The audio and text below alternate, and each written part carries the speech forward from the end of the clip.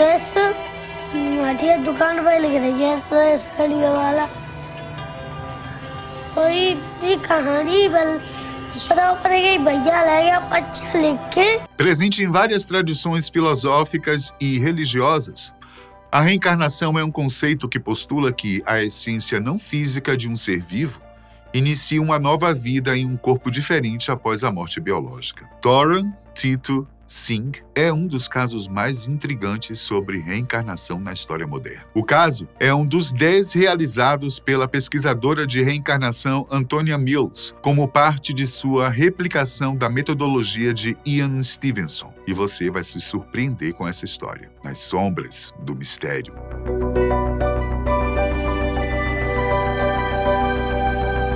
No final dos anos 1980, a antropóloga e pesquisadora sobre a reencarnação Antonia Mills, que também é professora emérita da Universidade do Norte da Colômbia Britânica, foi convidada por Ian Stevenson, psiquiatra canadense e professor da Universidade de Virgínia, Estados Unidos, para estudarem juntos alguns casos de aparente reencarnação, para ver se ela chegaria às mesmas conclusões que ele chegou. Um caso, Tito, é um dos 3 descritos em seu relatório de 1989, de um total de 10 que ela investigou. Os contatos entre a família da criança e da família da pessoa falecida já haviam sido estabelecidos, a fim de dar maior credibilidade aos estudos.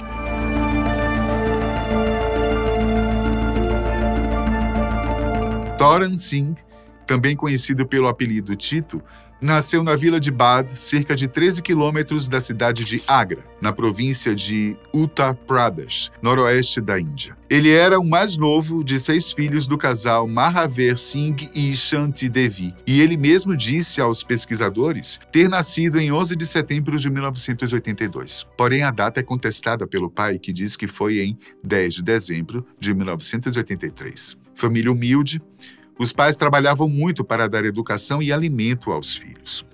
De acordo com sua mãe, Tito começou a falar aos 18 meses de idade. Aos 2 anos e meio, segundo o pai, o garotinho começou a falar sobre algumas pessoas, inclusive citando nomes, dizendo que eram de sua outra família.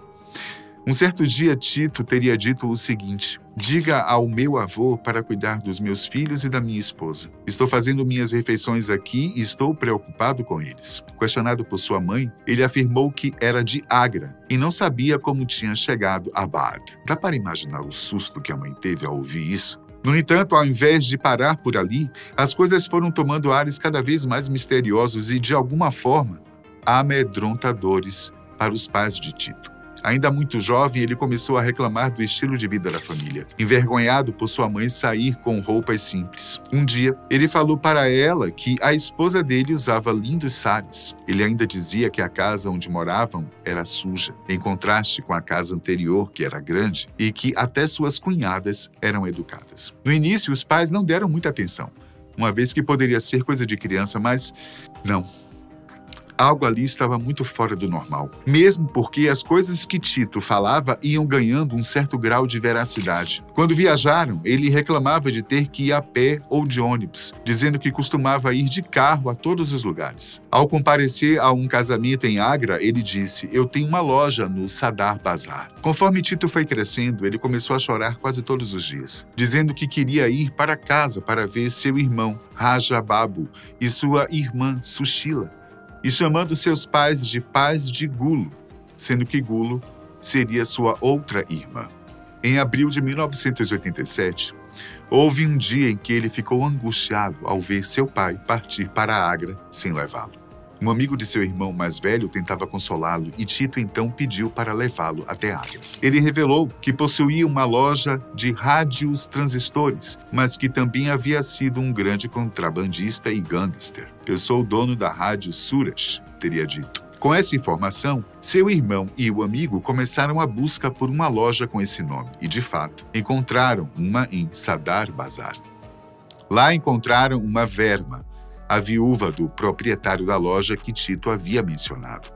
Ela confirmou que Suresh Verma, o dono da loja e um conhecido contrabandista do mercado negro, tinha sido assassinado aos 30 anos, em 28 de agosto de 1983. Até então, as duas famílias nunca haviam se encontrado. Uma Verma ficou impressionada com o que o irmão de Tito lhe disse a respeito do garoto, e ela então decidiu que iria visitá-los em Baad. E isso aconteceu. Alguns membros da família de Suresh foram até Baad, e quando Tito viu aquelas pessoas se aproximando, ele se mostrou muito animado. Ele reconheceu a viúva de Suresh, os pais e 2 dos 3 irmãos de Suresh que estavam presentes, e começou a fazer declarações sobre a vida e as circunstâncias de Suresh. Entre outras coisas, ele nomeou os 2 filhos de Suresh, descreveu uma viagem que fez com Uma e as crianças, descreveu a casa de Suresh e detalhes únicos sobre ela. Lembrou que seu carro era branco e descreveu como Suresh, que seria ele mesmo, morreu. Todas as declarações provaram ser precisas com relação à vida e às circunstâncias de Suresh. É evidente que isso deixou todo mundo bastante perplexo e, ao invés de respostas, surgiam mais perguntas sobre como aquilo poderia estar acontecendo. Mas para conseguirem mais provas, a família de Suresh continuou a testar Tito, para ver até onde ele iria com aquela história. Em uma viagem posterior a Agra, na tentativa de pegá-lo, eles alegaram levá-lo à loja de rádio e TV que pertencia a Suresh, mas na verdade o levaram a uma loja semelhante que pertencia ao irmão de Suresh. Tito não foi enganado. Depois, na loja real, Suresh Radios, ele reconheceu uma foto na parede como sendo sua. Apontou corretamente qual das várias gavetas havia sido usada para guardar dinheiro e ainda identificou imediatamente o gerente. Uma coisa o deixou confuso na loja, uma vitrine, já que ela havia sido instalada após a morte de Suresh. Quando foi levado para a casa dos pais de Suresh, Tito disse a eles: "Estou apenas de passagem com essas pessoas que não têm TV, carro ou vídeo, e vou fugir para ficar com vocês." Quando seu pai tentou levá-lo de volta para casa, Tito resistiu tanto que acabou rasgando a camisa do pai e só se acalmou com a promessa de uma visita do pai de Suresh. Durante essa visita, ele fez várias outras declarações e reconhecimentos precisos, incluindo a identificação dos filhos de Suresh e detalhes sobre a antiga casa dele. No total, antes de conhecer sua antiga família, Tito fez 15 declarações que foram verificadas como verdadeiras e outras 31 depois desse encontro, sendo uma só aparentemente incorreta. Além disso, ele identificou corretamente 10 pessoas e 4 lugares. Os parentes de Suresh observaram que Tito tinha uma pequena marca de nascença circular na têmpora direita, que parecia um ferimento de entrada de bala, além de várias pequenas marcas de nascença na parte de trás do crânio, que eles supunham ser do ferimento de saída. Eles também perceberam que ele tinha uma marca de nascença no topo da cabeça, igual a uma que Suresh tinha durante toda a sua vida. Ao verificar o relatório post-mortem de Suresh Verma, Antônia Mills descobriu que o ferimento de entrada estava no mesmo local que a marca de nascença de Tito, na têmpora direita, e que o ferimento de saída estava atrás da orelha direita. Examinando Tito, ela notou que o crânio dele estava um pouco afundado atrás da orelha direita, uma deformidade que seus pais haviam notado, mas que não estava relacionada ao tiro. A família de Suresh Verma notou que Tito compartilhava a mesma personalidade ativa, destemida e temperamental de Suresh. Suresh havia se defendido com sucesso de outras 2 tentativas de assassinato antes do fatídico dia. Durante suas observações, Mills testemunhou Tito bater em outro garoto com uma cana-de-açúcar, num acesso de raiva. Em outra ocasião, ao mostrar interesse em uma pulseira, Tito ameaçou atirar ou chutar o vendedor se este cobrasse por ela. Quando Mills e sua equipe levaram Tito para a loja Suresh Radio, ele agiu como se ainda fosse o proprietário, batendo forte em um banquinho ao entrar e sair, um hábito que Suresh tinha. Segundo o pai de Suresh, Tito conseguiu operar sem problemas um toca-fitas em um carro, mesmo nunca tendo visto um antes. Ele também conseguia dirigir um carro por um curto percurso, manuseando o volante, acelerador, freios e embreagem, sob a supervisão do irmão de Suresh. As coisas estavam cada vez mais estranhas, ao mesmo tempo que a familiaridade ia ganhando mais terreno. Em um pequeno documentário sobre o caso, até mesmo Uma Verma, a viúva, já estava acreditando que Tito, de alguma forma, tinha alguma ligação com seu falecido marido. E chegou a afirmar em certo ponto que o garoto poderia sim ser seu marido reencarnado. Houve uma ocasião, já nos primeiros encontros, em que uma reuniu cerca de 20 crianças em uma sala, incluindo seus 2 filhos, e pediu a Tito que apontasse quem eram elas. O garoto de 4 ou 5 anos acertou sem pensar 2 vezes. Depois ela teria feito perguntas cujas respostas ninguém mais poderia saber, a não ser ela, agora viúva. Informações como o número de conta no banco, onde eles estiveram no dia anterior ao crime e outras questões de âmbito pessoal foram claramente fornecidas por aquela criança.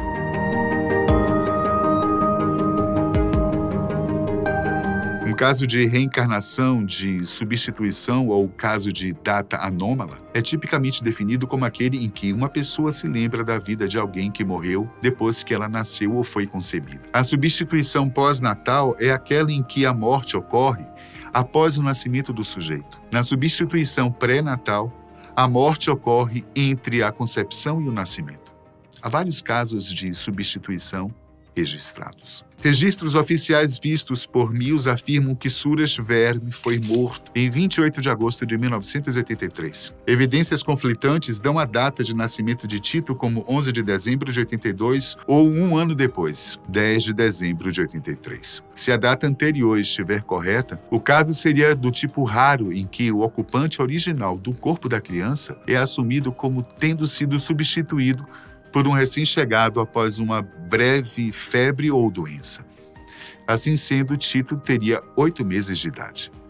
Na terminologia hindu, isso é chamado prakaya pravesh, a entrada de um espírito em alguém ainda vivo. Se a data de nascimento posterior estiver correta, a substituição teria ocorrido perto do início do 3º trimestre da gravidez, tornando esse caso o único documentado desse tipo. Mills observa que as famílias de Suresh e Tito, bem como a mídia indiana, consideram o caso uma simples reencarnação em vez de prakaya pravesh, pois desconhecem as datas anômalas de morte e nascimento. A incerteza sobre a data de nascimento acrescenta complexidade à interpretação das marcas de nascença. Mills aponta que a entrada do espírito de Suresh em Tito, em sua infância, não explicaria a existência, desde o nascimento, da marca de nascença que lembra o ferimento de entrada da bala fatal, a menos que por algum tipo de pré-conhecimento complexo ou prenúncio do assassinato de Suresh e da entrada de Suresh em Tito ou coincidência casual. Para Mills, a presença das marcas de nascença desde o nascimento de Tito torna improvável que o espírito de Suresh tenha se manifestado nele após o nascimento. O pesquisador de reencarnação James Matlock concorda, destacando que, embora 3 marcas na cabeça de Tito coincidam com o ferimento de entrada, o ferimento de saída e a marca de nascença de Suresh, as 3 marcas na parte de trás da cabeça de Tito ainda permanecem sem explicação. Como uma interpretação alternativa, Matlock sugere que o espírito de Suresh pode ter expulsado outra alma do feto na pressa de voltar para se vingar de seu assassinato. Nesse caso, as 3 marcas na parte de trás da cabeça de Tito poderiam ser vestígios do ocupante anterior do feto.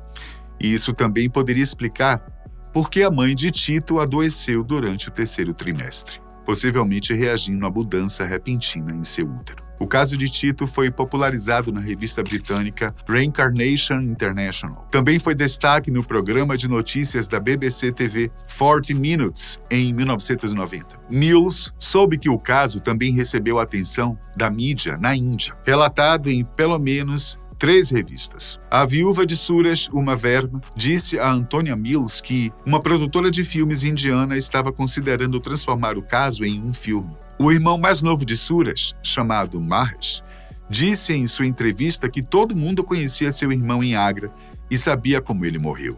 E ainda questionou: como saber que aquele garoto não foi ensinado a dizer tudo aquilo? Enfim, Mahesh não ficou convencido de que Tito fosse Suresh renascido. Em um artigo publicado no India Today, em 31 de dezembro de 1988, Uma Verma é citada dizendo: "Eu sei que é Suresh, mas percebo que nenhum propósito pode ser atendido. Não podemos ter o mesmo relacionamento novamente." Mais do que óbvio, né?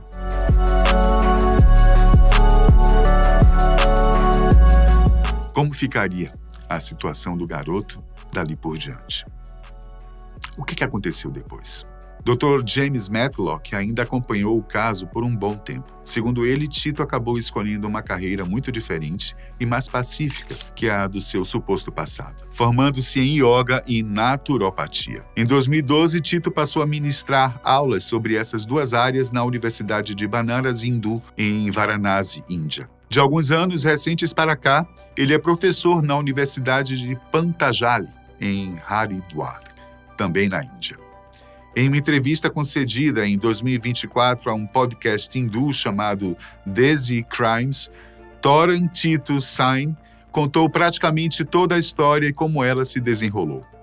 Hoje ele vê tudo isso como um karma da vida dele e um karma ruim. No entanto, ele vê esse karma não como do passado, mas de sua vida presente, com o qual ele teve que aprender a conviver. Perguntado sobre como ocorreu o assassinato, Tito, que agora está com 41 anos de idade, disse lembrar-se de ter fechado a loja. E quando caminhava até o pátio de um estacionamento onde estava seu Fiat branco, 2 homens se aproximaram. Um deles o cumprimentou com um namastê e outro, sem dizer nada, atirou.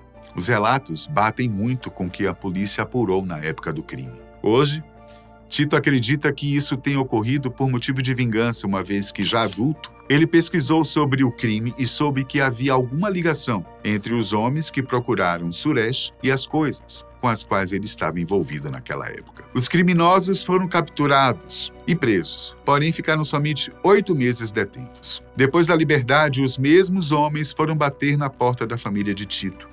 Contudo, segundo ele próprio lembra, ao olhar para aqueles homens chegando em um jipe, os reconheceu imediatamente como sendo seu algozes na vida passada. Sem que os homens o vissem, ele correu para dentro de casa, pegou seu irmão mais novo e saíram correndo para se esconderem em outro lugar. Quando retornaram à casa, os homens não estavam mais lá. Essa foi a primeira e a última vez que ele os viu. Quanto à família de Suresh, os contatos foram desfeitos. À medida que ele cresceu, viu que a própria família não queria mais saber daquela história toda. Então, por decisão pessoal, Tito achou melhor manter distância. Ele sabe que, apesar dos pesares, a família de Suresh, a antiga família dele, também viveria mais feliz, longe do caso que começou a partir dele mesmo. Quanto aos profissionais que acompanharam o caso, alguns acham que se a reencarnação não fosse a explicação para o que Tito viveu, sem dúvida alguma, ele passou por alguma experiência paranormal. E você? O que é que você acha? Acredita na reencarnação? Fala aí pra gente. Até a próxima.